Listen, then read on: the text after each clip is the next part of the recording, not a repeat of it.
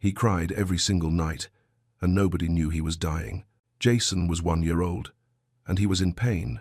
Not the kind of pain you can see in an X-ray or catch with a test.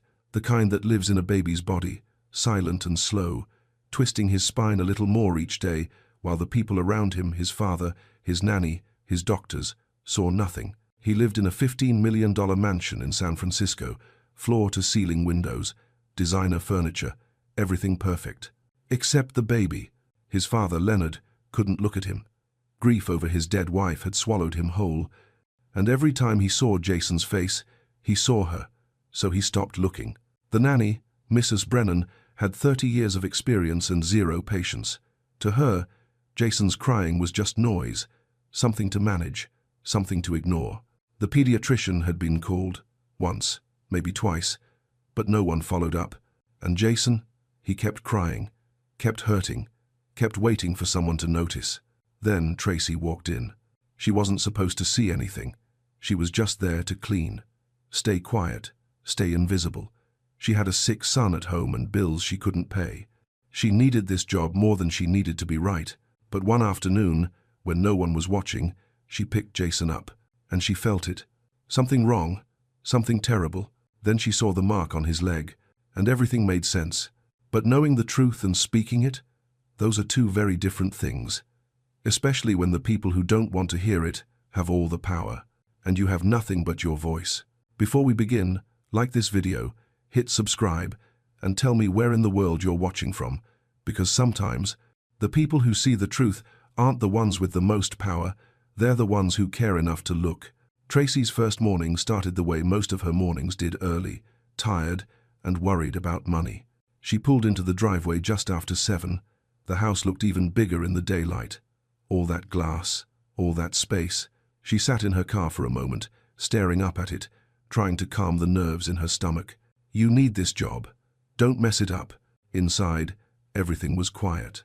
Too quiet. The kind of silence that feels like it's waiting for something to break. She started in the kitchen, wiping down counters that were already spotless. Then, the living room, the windows. Moving carefully, trying not to make too much noise. That's when she heard it. Crying, soft at first, coming from somewhere upstairs. Tracy paused, her hand still on the window she'd been cleaning. She listened. The crying didn't stop. It wasn't loud. It wasn't angry. It was just sad. The kind of sad that makes your chest hurt. She kept working, telling herself it wasn't her business. Babies cry. That's normal.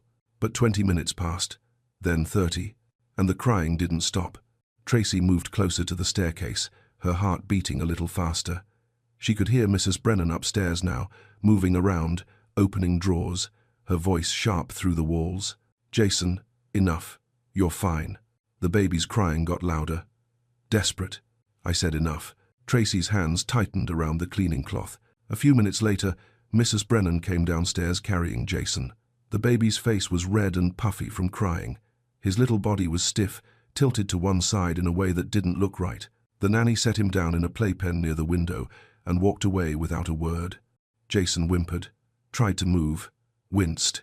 Tracy watched from across the room, her chest tight. Something's wrong with him. That evening, Leonard came home. He walked through the front door like a ghost, jacket slung over one shoulder, eyes distant. He didn't say hello, didn't ask about his son. He just headed straight for his office. Mr. Turner, Mrs. Brennan called after him. Jason's been fussy again today. Should I? Handle it, Leonard said without turning around. That's your job. The office door closed. Tracy stood frozen in the hallway, a vacuum in her hand, watching the man disappear. She looked over at the playpen. Jason sat there, quiet now. Not because he felt better, because he'd given up. And something inside Tracy shifted.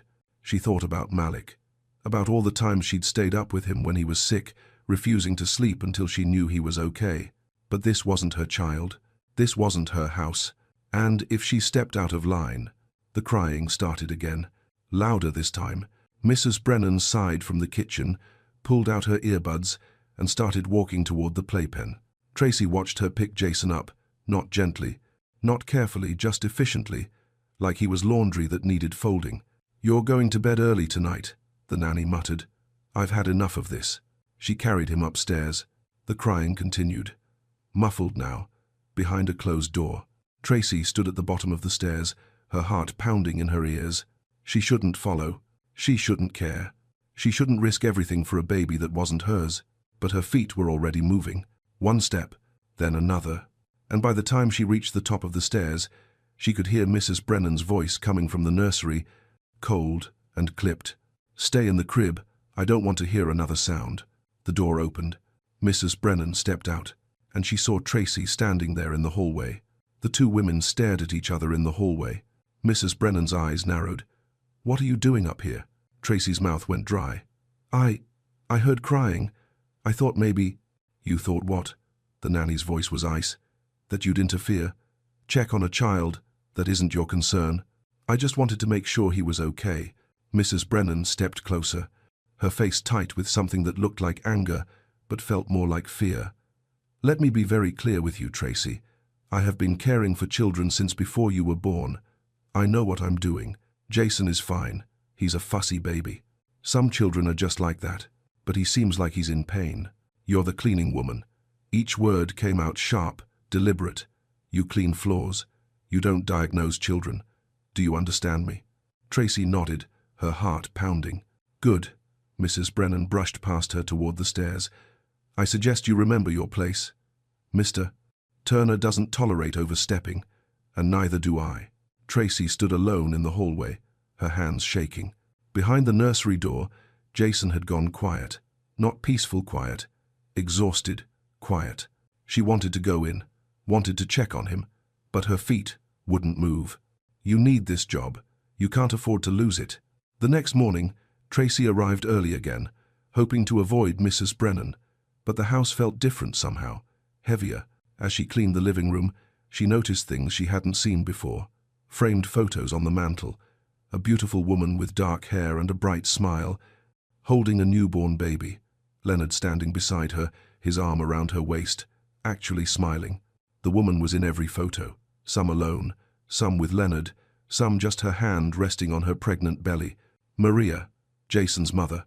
Tracy picked up one of the frames to dust beneath it. The photo showed Maria in the nursery, painting the walls, laughing at the camera. She did all of it herself. Tracy jumped, nearly dropping the frame. Leonard stood in the doorway. She hadn't heard him come in. "I'm sorry, Mr. Turner. I was just—" "She designed the whole nursery," he continued, his voice distant.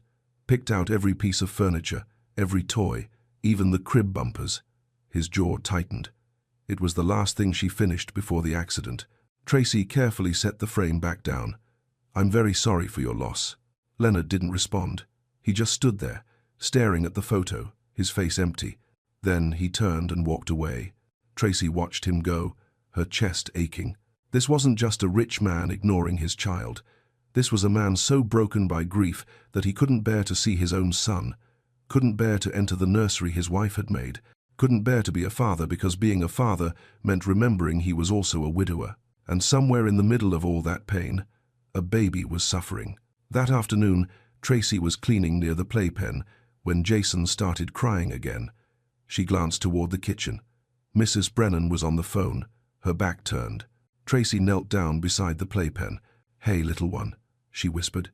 Jason looked at her, his eyes red and swollen. He didn't reach for her, didn't smile, just watched her with that same heartbreaking resignation. Tracy's throat tightened. She reached through the bars and gently touched his hand. Jason flinched. Not from fear, from pain. And that's when Tracy saw it clearly for the first time. The way his shoulder sat higher on one side, the way his back curved when he tried to sit up, the way moving at all seemed to hurt.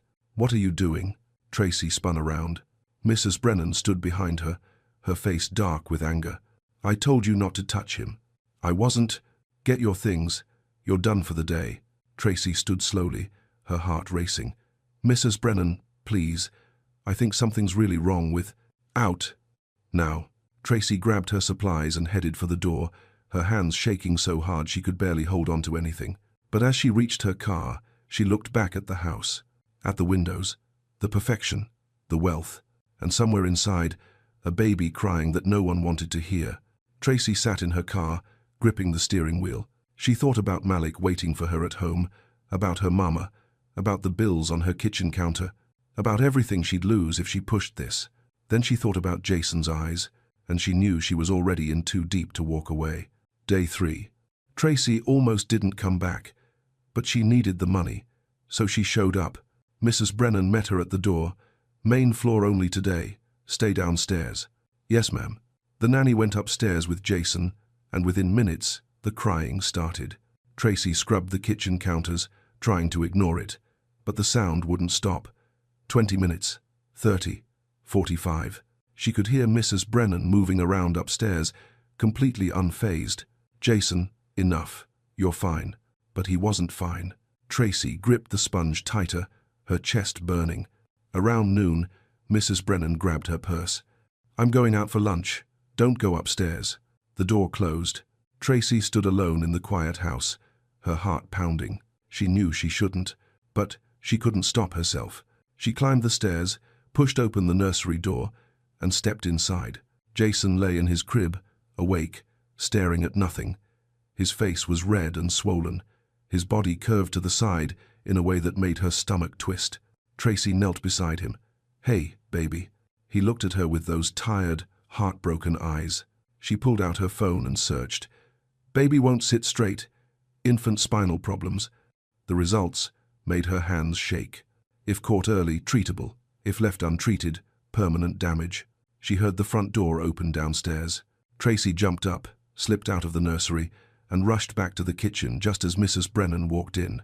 The nanny's eyes narrowed. Where were you? Finishing the living room, Tracy said, forcing her voice steady. Mrs. Brennan didn't look convinced. That evening, Leonard came home. Tracy was cleaning the entryway when he walked past her, phone pressed to his ear. She took a breath. Mr. Turner? He stopped, irritation flashing across his face. What? It's about Jason. I think he needs to see a doctor. His back doesn't look right. Mrs. Brennan handles Jason's care. Leonard cut her off, his voice cold. She's been doing this for 30 years. If something was wrong, she'd know. But what if she's missing something? Tracy. He stepped closer, his jaw tight. You're not paid to diagnose my son. You're paid to clean. Do your job, or I'll find someone who will. He walked away. Tracy stood there, her throat burning, tears stinging her eyes. She was nobody, just the help. And he was a man with all the power in the world. That night, she sat at her kitchen table, staring at her phone. On the screen, a number for Child Protective Services. Her finger hovered over it. If she called, she could lose everything. But if she didn't, she thought about Jason's face. That curve in his spine, permanent damage if left untreated. Tomorrow, Mrs. Brennan had a doctor's appointment. She'd be gone for hours. Tomorrow, Tracy would be alone with Jason. And maybe that was her one chance. Even if it cost her everything. Her phone buzzed. A text from Malik's school. Reminder. Medication, refill needed by Friday. Tracy closed her eyes. She couldn't afford to lose this job. But she couldn't afford to stay silent either. Tomorrow, she'd have to choose. Friday morning, Mrs. Brennan was waiting by the door when Tracy arrived. I have an appointment. I'll be back in 2 hours, maybe 3. Tracy's pulse quickened. Should I? Jason's in his playpen. Keep him there. Don't pick him up. Don't feed him. Just leave him alone and do your work. The nanny's eyes were sharp. Are we clear? Yes, ma'am. The door closed. Silence. Tracy stood in the entryway, her heart pounding in her ears. She was alone. With Jason. For the first time all week, she could actually help him, actually see what was wrong. But Mrs. Brennan's warning echoed in her head. Don't touch him. Tracy walked into the living room. Jason sat in the playpen, quiet, his small body tilted to the side. When he saw her, he didn't smile, didn't cry, just watched her with those sad, knowing eyes. She knelt beside the playpen. Hey, sweetheart. Jason blinked slowly. Tracy's hands trembled. I'm going to help you, okay? I promise. She lifted him carefully out of the playpen. The second her hands touched him, she felt it. His body was rigid, tense, like every muscle was bracing for pain. Oh, baby, she whispered, cradling him close. What's been happening to you? She carried him upstairs to the nursery. Her heart hammered with every step. Inside, she laid him gently on the changing table and began examining him the way she'd learned years ago during her nursing assistant training. His spine curved when he lay flat, his left shoulder sat higher than his right, and when she carefully tried to straighten him, he whimpered. Tracy's throat tightened. "I'm sorry. I'm so sorry." She looked at the crib. The expensive bumpers, the designer bedding, everything Maria had chosen before she died. Then she noticed it. One section of the bumper had come loose from its ties. It was bunched up thick on the left side, creating a wall. Tracy's breath caught. If a baby slept against that every night, his body would have to curve to fit. His leg would press against it for hours, months. She lifted Jason again and gently examined his left leg. There, just above the ankle, a dark mark, deep, old, the kind that comes from constant pressure over time. Tracy's hands shook as the pieces fell into place. This baby had been sleeping in the same twisted position for months, and his soft, growing bones had been adapting, curving, compensating. "Oh God," she breathed. "Nobody's been checking on you at night." She pulled out her phone with trembling fingers and started taking photos. The crib, the bunched bumper, Jason's curved spine, the mark on his leg. Evidence. She heard a car door slam outside. Tracy's heart stopped. She looked out the window. Mrs. Brennan was back early. Tracy quickly put Jason back in the playpen, shoved her phone in her pocket, and grabbed her cleaning supplies. The front door opened. "Tracy." Mrs. Brennan's voice was cold. "I'm here," Tracy called out, her voice shaking. The nanny appeared in the doorway, her eyes scanning the room. Then they landed on Jason. He was facing the wrong direction in the playpen. Mrs. Brennan's face darkened. "You touched him. I told you not to touch him." She stepped closer, her voice dropping to something dangerous. "What were you doing up here?" Tracy's mind raced. "I heard him crying." "Lying won't help you." Mrs. Brennan pulled out her phone. "I'm calling Mr. Turner. You're done." "Wait." "No. You've crossed the line for the last time." Tracy stood frozen as the nanny dialed. In her pocket, her phone felt like it was burning a hole through her jeans. She had the evidence. She had proof. But in 30 seconds, Leonard Turner was going to fire her. And once she was gone, no one would ever look at that crib again. No one would ever see what she saw. Jason would keep sleeping in that position, keep crying in pain, until the damage became permanent. Tracy's hands curled into fists. She had one choice left, and she had about 10 seconds to make it. "Mr. Turner? It's Mrs. Brennan. We have a problem." Tracy watched the nanny pace the living room, phone pressed to her ear. "The cleaning woman has been interfering with Jason. I've warned her multiple times, but she won't listen. She was upstairs in the nursery when I explicitly told her not to be." Silence. Then Mrs. Brennan's voice turned colder.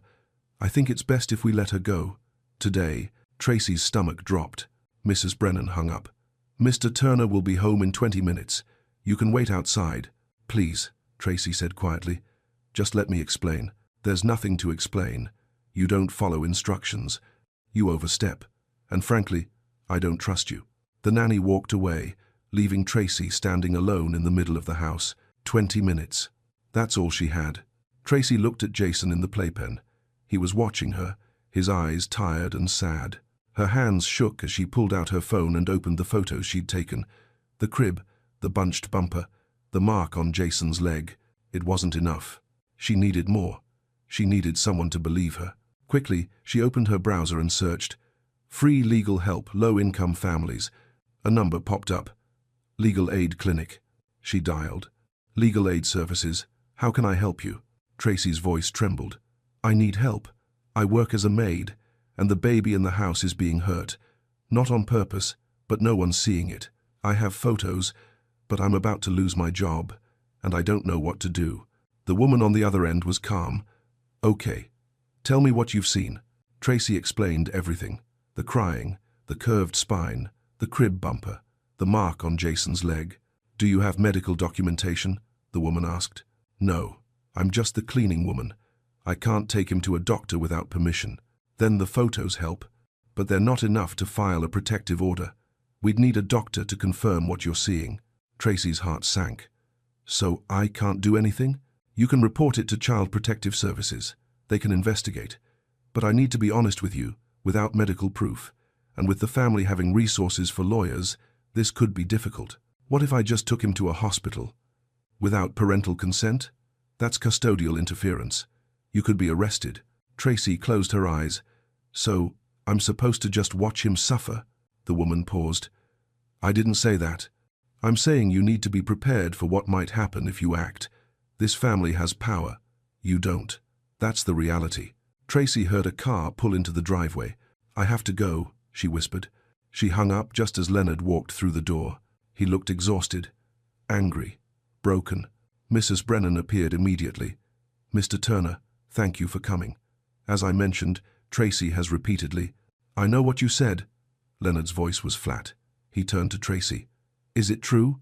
You went into the nursery after being told not to? Tracy's throat was tight. Yes. Why? Because your son is in pain, and no one's listening to him. Leonard's jaw clenched. Jason is fine. Mrs. Brennan has everything under control. He's not fine. Tracy's voice broke. His spine is curving. There's a mark on his leg from sleeping in the same position every night. The crib bumper is bunched up, and it's hurting him. Mrs. Brennan's face went red. That's absurd. It's the truth, Tracy said, her eyes locked on Leonard. And if you don't believe me, just look at him. Really, look at him. Leonard stared at her, his expression unreadable.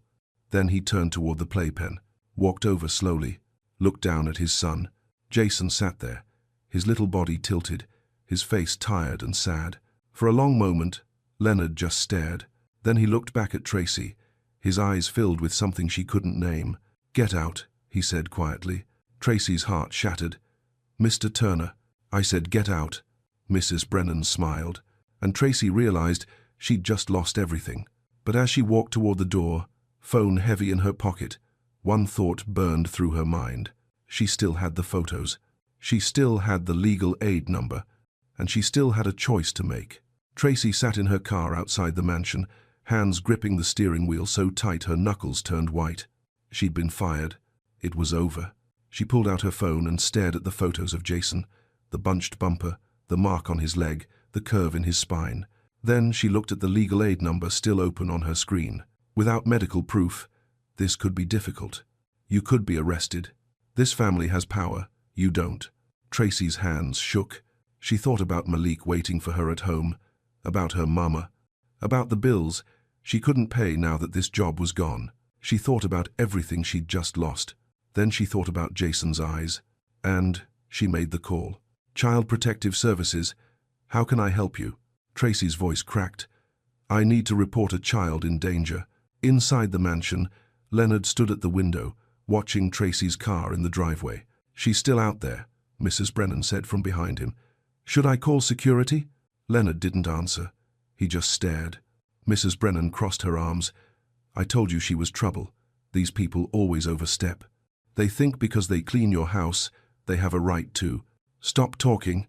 The nanny's mouth snapped shut. Leonard turned and looked at Jason in the playpen. Really looked. The way the baby sat, the tilt in his body, the quiet, exhausted way he just existed. When was the last time the pediatrician actually examined him? Leonard asked quietly. Mrs. Brennan blinked. We had an appointment 3 months ago. Did the doctor watch him sleep? Check his crib? Look at his positioning? Well, no. But, did you mention the crying? Mrs. Brennan's face flushed. Children cry, Mr. Turner. It's normal. How much does he cry? Silence. Leonard's voice dropped. How much? He's fussier than most, Mrs. Brennan admitted. But I've raised dozens of children. Some are just difficult. Leonard walked to the playpen and knelt down. Jason looked up at him with those same tired, sad eyes. And for the first time in 8 months, Leonard actually saw his son. Not Maria's baby. Not a reminder of what he'd lost. His son, who was in pain. Call the pediatrician, Leonard said, his voice shaking. Now. Mrs. Brennan hesitated. Mr. Turner, I really don't think. I said now. The nanny flinched, pulled out her phone, and dialed. Outside, Tracy was still on the phone with CPS. A social worker will come by within 48 hours to assess the situation, the woman said. But I need to warn you, if the family disputes your claims and you have no medical evidence, this could go nowhere. I understand, Tracy whispered. And if they pursue legal action against you for making a false report, it's not false. I believe you. But belief isn't proof. Tracy hung up and stared at the mansion. 48 hours. That's how long Jason had to wait. 48 more hours of pain, of crying, of no one really seeing him. Unless… Tracy looked at the hospital address she'd searched earlier on her phone. UCSF Medical Center, 15 minutes away. She looked at the house, at the window where Leonard stood. Then she looked at the clock. Mrs. Brennan's car was still in the driveway. Leonard's too. But in about an hour, Leonard always left for his afternoon meetings, and Mrs. Brennan always took her walk. 1 hour, one chance. Tracy closed her eyes and prayed for the first time in months. God, if you're listening, I need you to tell me what to do, because I don't know anymore. Her phone buzzed. A text from Malik. Love you, Mom. Hope work is good today. Tracy's eyes filled with tears. She looked at the house one more time. And then she made a decision that would either save a child's life or destroy her own. Tracy didn't go back to the mansion that day. She went home, held Malik, tried to pretend everything was fine. But that night, she couldn't sleep. She kept seeing Jason's face, that curve in his spine, the mark on his leg that told a story no one else wanted to read. Saturday morning, Malik wanted to go to the park. Tracy watched him run across the grass, his body moving freely, naturally. No pain, no stiffness, just a healthy 6-year-old being a kid. Jason couldn't do that. Jason could barely sit without hurting. Mama, why are you sad? Malik asked, running back to her. Tracy pulled him close. Just thinking about work, baby. Do you like your new job? She didn't know how to answer. Sunday, she visited her mama at the care home. Her mother took one look at her face and knew. What's wrong, baby girl? Tracy told her everything. The crying, the neglect, the evidence on her phone she was too scared to use. What do I do, Mama? If I speak up, I lose the job. We can't pay your bills, can't afford Malik's medicine. Her mother held her hand. I raised you to know the difference between the hard choice and the right choice. They're the same thing this time. They usually are. But you need this place. Malik needs his inhaler. We survived before this job, her mama said gently. We'll survive after. But baby, could you survive knowing you stayed silent while a child suffered? Would you want Malik growing up, thinking that's who his mama is? Tracy's eyes filled with tears. Her mother squeezed her hand. Some things matter more than money. You know that. That night, Tracy sat at her kitchen table, staring at the bills spread in front of her. Malik's prescription, $200. Her mama's care home, $3,500. Rent, $1,800. She couldn't afford any of it without that job, and she'd already lost it. So what did she have left to lose? She picked up her phone and opened the photos of Jason. Then she looked at the hospital address. Her hands trembled as she made a plan. Tomorrow was Monday. Leonard would be in his office all day. Mrs. Brennan would leave for her afternoon break. Tracy still had her keys to the house. She could go back, get Jason, take him to the hospital herself. It was insane, illegal, could get her arrested. But it might be the only way to save him. She thought about her mama's words. Could you survive, knowing you stayed silent?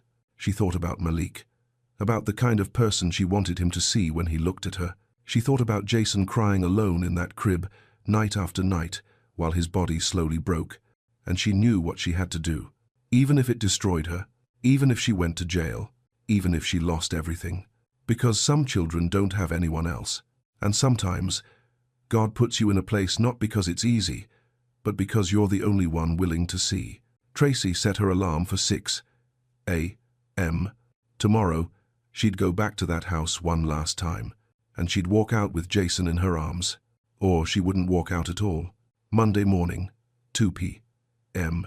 Tracy's hands shook as she turned the key in the lock. The house was quiet. Leonard's car was gone. Mrs. Brennan had left 10 minutes ago for her afternoon walk.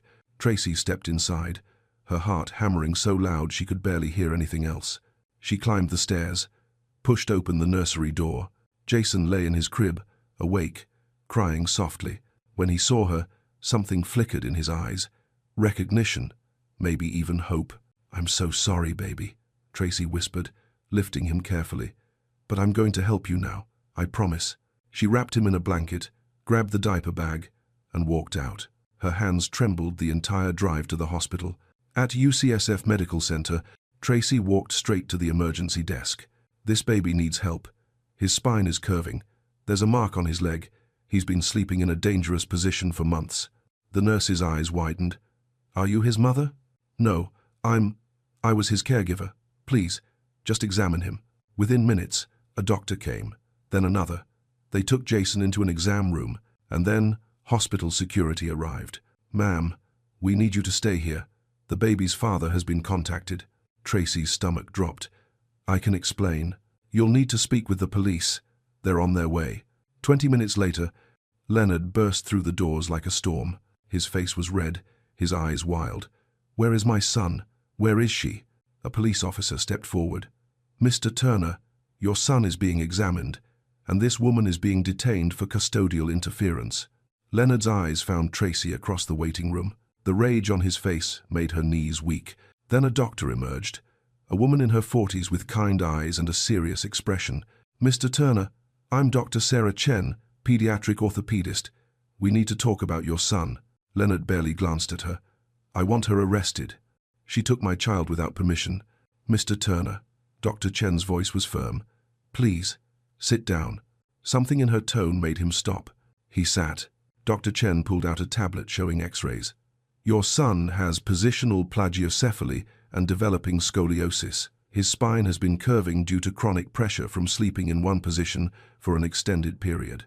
Leonard stared at the images. What are you saying?" "I'm saying this woman likely saved your son from needing surgery." Dr. Chen showed him photos. The crib bumper in his nursery had come loose and bunched up. It forced him to sleep on his right side every night. For months, his developing bones adapted to the restriction. She showed him the mark on Jason's leg. "This is from constant compression. If this had continued another few months, he would have needed spinal fusion, possibly braces for years." The color drained from Leonard's face. "But," the pediatrician said, "he was fine." "When was he last examined during sleep? When did anyone check his nighttime positioning?" Silence. Dr. Chen's voice softened. "Mr. Turner, this wasn't intentional harm, but it was neglect. And this woman," she gestured to Tracy, "she saw what everyone else missed." Leonard looked at Tracy, then at Jason, sleeping peacefully in the doctor's arms, finally comfortable for the first time in months. Then, his face crumpled. "Oh God," he whispered. "What have I done?" He buried his face in his hands, his whole body shaking. "I couldn't look at him. After Maria died, I couldn't. Every time I saw his face, I saw her, so I stopped looking." His voice broke. "And he was suffering, right in front of me, and I didn't see it." He looked up at Tracy, tears streaming down his face. "You tried to tell me. You risked everything to tell me. And I threatened you." Tracy's throat was tight. "I just wanted him to be okay." The police officer cleared his throat. "Mr. Turner, do you want to press charges?" Leonard stared at Tracy for a long moment. Then he stood and walked over to her. "No," he said quietly. "She saved my son's life." He turned to the officer. "I'm not pressing charges. She's a hero. And his voice cracked, "I'm the one who should be arrested." The charges were dropped that afternoon. Tracy sat in the hospital waiting room, exhausted, watching Leonard hold Jason for what seemed like the first time in months. The baby was calm, comfortable, finally seen. Dr. Chen explained the treatment plan. Physical therapy 3 times a week, special positioning for sleep, regular monitoring. With intervention now, he should recover fully within 6 to 8 months. Leonard's voice was barely a whisper. And if she hadn't brought him in? Surgery, bracing, possibly permanent complications. He closed his eyes, his son sleeping peacefully against his chest. Later, Leonard found Tracy in the hallway. "I don't know how to apologize for what I did to you." Tracy shook her head. "You were drowning. I understand grief. I couldn't watch Jason drown with you." Leonard's eyes filled. "I fired you, threatened you, and you still saved him. He's a baby. He needed someone. He needed his father." Leonard's voice cracked, and I wasn't there. Silence settled between them. Then Leonard spoke again. "Come back, not as a maid, as Jason's caregiver, someone who actually sees him." He paused. "Bring your son. Your mother. I'll cover everything. Medical bills, school, whatever you need. Tracy stared at him. Mr. Turner. Leonard, please. His voice was raw. I can't undo what I did, but I can make sure you never have to choose between doing right and surviving again. 3 months later, the mansion felt different. Warmer somehow. Tracy sat in the living room watching Malik and Jason play together on the floor. Jason's spine was straightening. His smile was real now, bright and beautiful. Her mother sat nearby reading a book, peaceful and cared for. Leonard came in from his office, something he did every hour now, checking on Jason, being present. How's he doing? Leonard asked, kneeling beside his son. He's perfect, Tracy said softly. Jason reached for his father, and Leonard lifted him, holding him close. I'm learning, Leonard whispered, how to be his dad again, how to see him without only seeing her. She'd be proud of you, Tracy said. Leonard's eyes glistened. I think she'd be proud of you, for seeing what I was too broken to see. That evening, after the boys were asleep, Leonard found Tracy in the kitchen. I started a foundation, he said quietly, in Maria's name. Free medical screenings for families who can't afford them. So other children don't fall through the cracks. He paused. I want you to run it. Tracy's breath caught. Leonard, you saved my son by refusing to be invisible. Now help me make sure no child is invisible again. Tracy looked out the window at the bay, the sun setting gold and warm. She thought about her mama's words. The measure of a person isn't what they have, it's who they are, when no one's watching. She thought about that first day, hearing Jason cry, feeling small and powerless. And she thought about how God doesn't always call the powerful. Sometimes he calls the ones willing to see. I'll do it, she whispered. Jason's laughter drifted from upstairs where Malik was reading him a story. And for the first time in a long time, the house didn't feel heavy. It felt like home. Sometimes the smallest voice carries the loudest truth. Sometimes the person with nothing has everything that matters. And sometimes, loving a child you didn't birth takes more courage than anything else in the world. If this story touched you, share it. Because somewhere, someone needs to hear it. Someone needs to know that speaking up even when you're scared, even when you're small, can change everything. Thank you for watching. And remember, you are seen, you are heard, and your voice matters more than you know.